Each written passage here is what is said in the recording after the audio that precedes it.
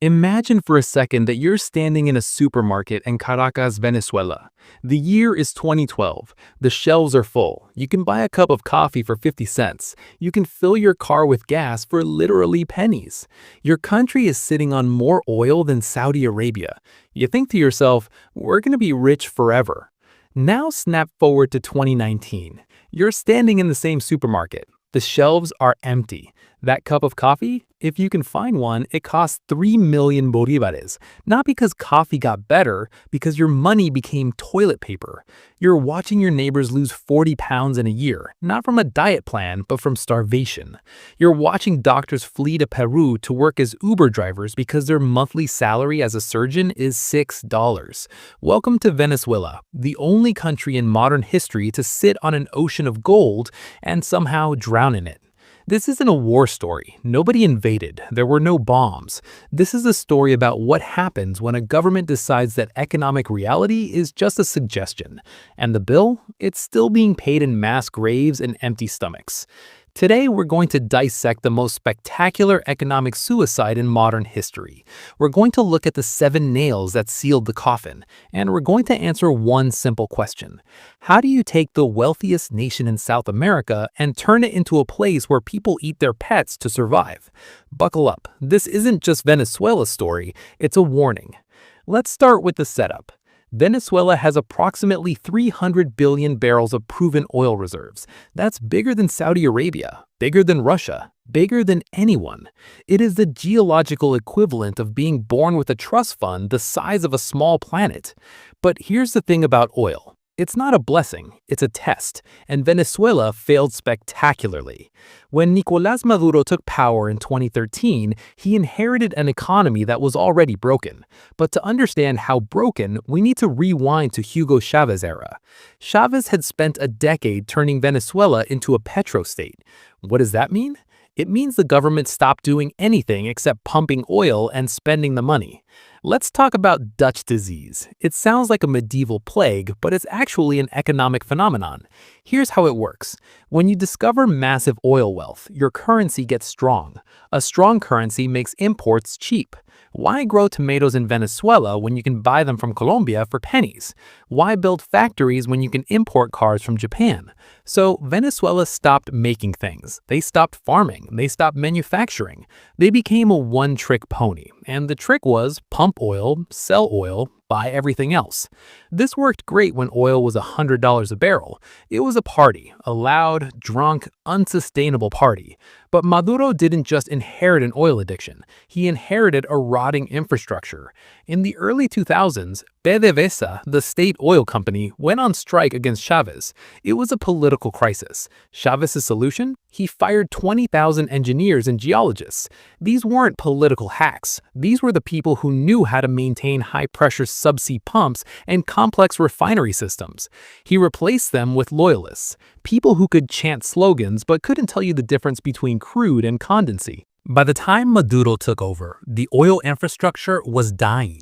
Pipelines were leaking, refineries were operating at 30% capacity, pumps were rusting.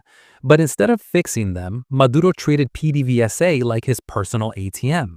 Need money for a rally? Take it from the oil company. Need to pay off a general? Take it from the oil company. Maintenance budget? Delete it. Here's the first nail in the coffin: production collapse. When Maduro took power, Venezuela was producing nearly 3 million barrels per day. By 2020, it had crashed to 300,000 barrels per day. Let me put that in perspective. That's a 90% collapse. It's like owning a bakery, firing all the bakers, selling the ovens for scrap metal, and then acting shocked when you have no bread. But when the oil money stopped flowing in 2014, thanks to a global price crash, Maduro had a choice. He could cut spending, he could tighten the belt, he could be responsible. Or he could do what every failing autocrat does. He could print money. The year is 2014. Oil prices have crashed. Venezuela's main source of income just evaporated. The government has billions of bills to pay. Social programs, subsidies, the military, and most importantly, the loyalty of the generals. A normal government would raise taxes or cut spending. Maduro looked at the central bank and said, "Print it." What followed wasn't just inflation, it was hyperinflation. It was an economic meltdown at a velocity that broke the speedometer. Let's look at the numbers because they are genuinely difficult to comprehend. 2013, 56% inflation. Bad, but survivable. 2015, 180% inflation. Venezuela is in trouble. 2016, 254% inflation. Venezuela is in crisis. 2018, 130,000% inflation. Venezuela has left the solar system. Some estimates for early 2019 put it over 10 million%. Let me make this real for you. Imagine you go to sleep on Monday and a loaf of bread costs $1.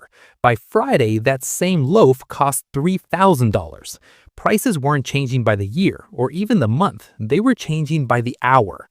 Waiters in restaurants stopped printing menus with prices. Why bother? By the time you finished your appetizer, the steak had doubled in price.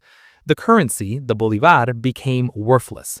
People started weighing cash instead of counting it. It was cheaper to use bills as napkins than to buy napkins with the bills. Street vendors started making purses out of the cash because the craft value was higher than the face value. And what was Maduro's response to this? Did he admit the mistake? Did he stop the printing press? No. He declared an economic war. He blamed shopkeepers. He blamed the CIA. He blamed, I'm not kidding, external parasites. He sent soldiers to force shopkeepers to lower prices. Sell this TV for $10, the soldiers would say. So the shopkeeper sold the TV for $10, and then he had no money to buy another TV to sell. The shelves went empty. This is the second nail, the destruction of trust. An economy runs on one thing, trust. Trust that this piece of paper is worth something. Trust that if I sell a shoe today, I can buy bread tomorrow. Maduro took that trust and set it on fire. By destroying the currency, he turned every transaction into a panic attack. People spent their paychecks the second they got them. They bought anything, tires, rice, bleach, because holding money was like holding melting ice. But if you think losing your savings is bad, wait until you hear what happened to the food supply. Because when money dies, hunger begins. In 2016, a dark joke started spreading in Caracas. It was called the Maduro diet. The punchline, it makes you skinny, but it doesn't make you healthy. It wasn't funny, but when you're starving, humor is the only thing that doesn't require calories. According to a major university survey in Venezuela, in 2016 alone, nearly 75% of the population lost an average of 19 pounds, not because they were hitting the gym, because they were skipping meals. This is the third nail, the weaponization of scarcity. When the economy crashed, supermarket shelves went bare, but the government found a solution. They created something called clap boxes, local committees for supply and production. This cardboard box became the most powerful political weapon in the country. On paper, it sounds like relief, a subsidized food package delivered directly to homes. In reality, it was a leash. If you protested against Maduro, no box for you. If you didn't sign the party list, no box for you. If you lived in a neighborhood that voted opposition, maybe the delivery truck breaks down that week. But the crime goes deeper. Investigations revealed that the government was importing low-quality food, often unfit for human consumption, at massive markups. They were buying powdered milk from Mexico that had virtually no nutritional value. They billed the Venezuelan state millions for it, and they pocketed the difference. While Venezuelan children were fainting in schools from malnutrition, the regime's inner circle was getting rich off the hunger they created. They turned starvation into a business model. Think about the cynicism required. You destroy the farm so people can't grow food, you destroy the currency so they can't buy food, and then you say, don't worry, I'll feed you, if you kneel. This economic crime did something the opposition never could. It broke the spirit of the working class. You can't fight a revolution on an empty stomach. When a building is on fire, you don't debate the architecture, you jump out the window. By 2018, Venezuela wasn't just on fire, it was an inferno. And the people made a choice. If they couldn't vote Maduro out with ballots, they would vote with their feet. This is the fourth nail, the human capital hemorrhage. Since 2014, roughly 7.7 million Venezuelans have fled the country. That's about 25% of the entire population. Let me put that in context. Imagine if every single person in Texas just left, or if the entire country of Switzerland packed up and moved. This is the largest displacement crisis in the history of the Western Hemisphere, bigger than Syria at certain points. And unlike Syria, there was no war. There were no bombs. The bomb was the economic policy. And who left? Everyone. But specifically, the people you need to run a country. Doctors, engineers, teachers, oil technicians. Picture a hospital in Caracas in 2019. The power goes out because the electrical grid failed, the backup generator doesn't work because the parts were stolen, and the surgeon, he's not there. He's in Miami washing dishes. Why? Because his monthly salary as a surgeon in Venezuela was $6. This is the hitting cost that destroyed the country. Maduro didn't just lose money. He lost the brains to fix the money. When the oil rigs broke down, the people who knew how to fix them were in Houston. When the electrical grid collapsed, the electrical engineers were in Madrid. He was left ruling a country of ghosts and the elderly. The desperation reached biblical proportions. Hundreds of thousands of people literally walked through the Darien Gap, one of the most dangerous jungles on Earth, just for a chance to reach the US border. This mass exodus did two things. One, it relieved pressure initially, fewer mouths to feed, but eventually it humiliated the regime on the global stage. You can scream socialist paradise all you want, but when your quarter of your population would rather risk death in a jungle than stay, the verdict is already in, and those millions of voices in the diaspora became the loudest lobby against Maduro. They were sending $20 remittances to keep their families alive, while begging the world to intervene. But if you think the people leaving was the collapse, you're missing the loudest crash of all, the moment the lights went out. March 2019. You're in an elevator on the 20th floor, or you're on a subway deep underground, or you're a surgeon, scalpel in hand, about to make an incision, and then, click. Venezuela went dark. Not for an hour, not for a day, for nearly a week. This was the Great Blackout. The Guri Dam, one of the largest hydroelectric plants in the world, supplying 80% of the country's power, failed. Maduro's explanation? A cyber attack. He literally claimed that the United States, with help from Senator Marco Rubio, had hacked the dam from a laptop in Washington. The engineers knew the truth. The verdict? Neglect. Remember those 20,000 fired oil workers? The same thing happened to the electrical grid. They stopped cutting the grass around substations, leading to fires. They stopped replacing turbines. They let the system rot until it gave up. This is the fifth nail. The infrastructure apocalypse. It wasn't just the lights. When the power died, water pumps stopped. You're in a tropical country. It's 90 degrees Fahrenheit. No air conditioning, no fans, and now no water. People were seen scooping water from the Guaire River, a river so polluted it's basically liquid sewage, just to flush toilets. But the horror was in the hospitals. Neonatal incubators turned off. Dialysis machines stopped. We'll never know the exact death toll of those 5 days, but doctors reported patients dying simply because the machines keeping them alive had no power. This was the moment the economy stopped being about numbers and became a physical threat to life. The state had failed to provide the two most basic things, light and water. And yet, in a twist of irony, the regime found a way to survive. They realized the Bolivar was dead, so they embraced the one thing they'd hated most, the US dollar. By 2020, Venezuela was the twilight zone. Walk down one street, people digging through trash. Walk down the next, a shiny new store selling Nutella, PlayStations, and imported champagne. This is the sixth nail, the zombie economy. After years of screaming Yankee go home, Maduro quietly legalized the US dollar. He stopped trying to control the exchange rate because he couldn't. He let the dollar flow. Suddenly, Venezuela became a two-tier society. Tier 1, the 95%, people earning bolivares worth nothing. Tier 2, the 5%, government cronies, military generals, people with family abroad who had dollars. This created a bubble of luxury in Caracas. New restaurants opened with $100 steaks. Casinos reopened. It gave the illusion of recovery. Look, the influencer said, Venezuela is fixed. But it was a mirage. The economy wasn't producing anything. It was just washing dirty money through luxury imports. The government wasn't collecting real taxes. They weren't building anything. So where was the cash coming from to pay the generals and keep them from staging a coup?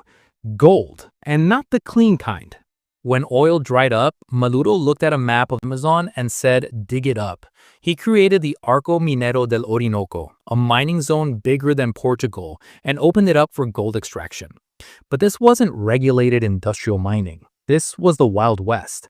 This is the seventh nail, the gangster economy.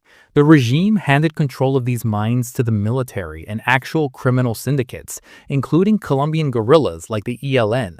They used mercury, poisonous toxic mercury, to separate gold from dirt. That mercury flows into rivers, poisoning indigenous tribes and killing fish. The gold is flown out on private planes to Turkey, the UAE, or Iran. It's sold for cash, off the books, no receipts, no taxes, just bags of cash delivered to keep the inner circle happy. By 2024, Venezuela wasn't a state anymore. It was a criminal enterprise pretending to be a country. The economy wasn't based on GDP. It was based on extraction. Extract the oil, what's left. Extract the gold. Extract the hope. But even crime pays the bills for only so long. Eventually, you run out of things to steal, and you run out of friends to protect you. July 28, 2024. This was the day the economy could have been saved. The opposition candidate, Edmundo Gonzalez, didn't just win, he crushed it. Exit polls showed a 70-30 landslide. Maduro had a choice. Option A, accept defeat, negotiate an amnesty deal, retire to Turkey with millions, let the country recover. Option B, steal the vote, doom the economy to eternal isolation. He chose option B. He announced he won. He refused to show the tallies. He arrested protesters. And just like that, the economic lifeline was cut. The US said, deals off. Sanctions snapped back. Foreign investors packed their bags and left. This was the moment the verdict was truly signed. Because up until 2024, Maduro could blame imperialism. He could blame sanctions. But in 2024, he was given a golden key to unlock the sanctions, and he threw it in the river. He proved to the world and to his own military that as long as he was in charge, Venezuela would never make money again. He was the blockage in the pipe. And when a general can't pay his troops because the president is radioactive, loyalty starts to rust. When oil and gold weren't enough, the state turned to the most profitable commodity in South America: cocaine. This is the ninth nail, the criminalization of the state. U.S. investigators track what they called the Cartel of the Suns, Cartel de los Soles, named after the sun insignias Venezuelan generals wear. The allegation: the government became the logistics department for drug trafficking. Imagine you're a drug lord. Normally, you hide from the police. But what if you are the police? You control the radar. You control the ports. You control the airspace. It's the perfect setup. The U.S. Department of Justice put a $15 million bounty on Maduro's head. He wasn't viewed as a politician anymore. He was viewed like El Chapo. Think about the psychology. Every time Maduro walked into a room with bodyguards, he had to wonder, does that guy want to protect me or does he want $15 million?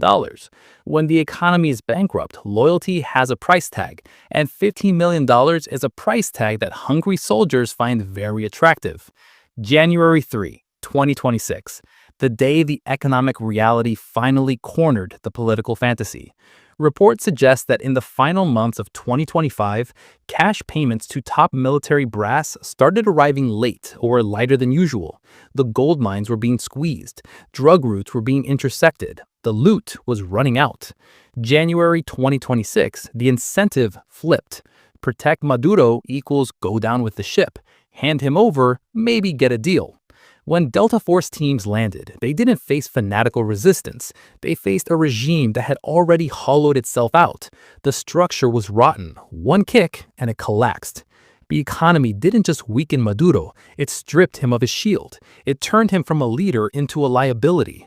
Nicolás Maduro is in a cell in Brooklyn, but let's be clear about what defeated him. It wasn't ideology. It was a refusal to accept economic reality. He thought he could print wealth. He couldn't. He thought he could eat oil. He couldn't. He thought he could rule over ruins forever. He couldn't. Here's the final bill. 1. GDP contracted by nearly 80%, worst peacetime collapse in history. 2. Poverty, over 90% at the peak. 3. Migration, 7.7 million people, 25% of the population forced into exile. 4. Currency, deleted from existence. There will be trials, there will be lawyers, but there's no courtroom big enough to hold the scale of suffering Venezuelans endured. You can't sue for a lost decade. You can't refund a stolen childhood. You can't put a price on the empty chairs at dinner tables where 8 million people used to sit. The economy that nailed Maduro also crucified the Venezuelan people. He may be gone, the nightmare may be over, but the waking up, the rebuilding, that will be the hardest work of all. If you found this breakdown valuable, hit that subscribe button. Drop a comment. Do you think any country today is repeating Venezuela's mistakes? I'll see you in the next one.